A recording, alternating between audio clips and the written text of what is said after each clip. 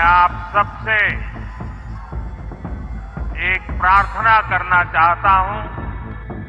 22 तारीख को जिन परिवारजनों को हमने खोया है, उनको श्रद्धांजलि देने के लिए मौन रख करके अपने अपने आराध्य देव का स्मरण करते हुए उन सबको श्रद्धांजलि देंगे। उसके बाद मैं आज अपनी बात प्रारंभ करूंगा। प्रधानमंत्री मोदी बिहार दौरे पर है। बिहार को लेकर कई तरह की घोषणाएं करने वाले हैं। कई उपहार बिहार के हिस्से आएगा। इस बीच राजद ने करारा प्रहार किया है मोदी के इस बिहार दौरे पर, क्योंकि देश में एक बड़ी घटना घटी है।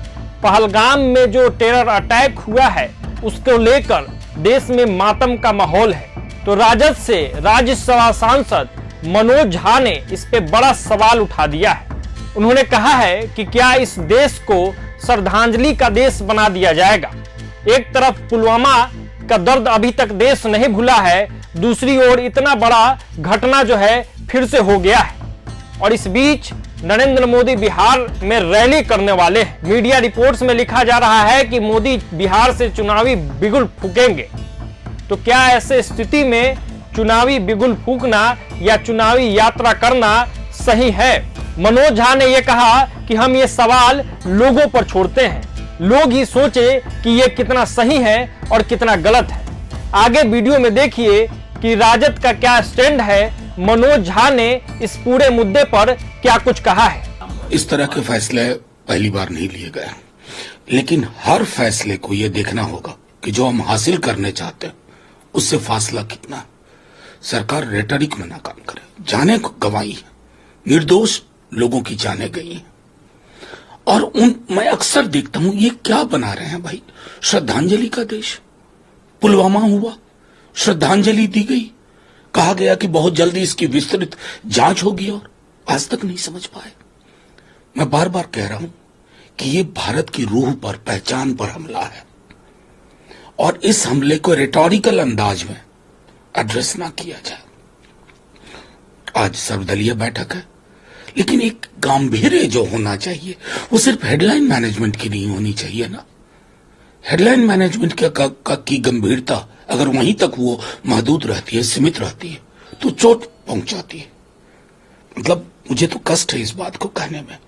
कल हमारे नेता ने अपनी प्रेस कॉन्फ्रेंस कैंसिल कर दी इस हादसे के बाद। कल की प्रेस कॉन्फ्रेंस हम नहीं की।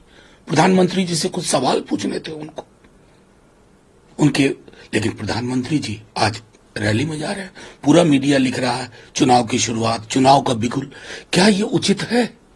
मैं ये सवाल छोड़ता हूं लोक विमर्श में। बस मुझे कुछ नहीं कहना।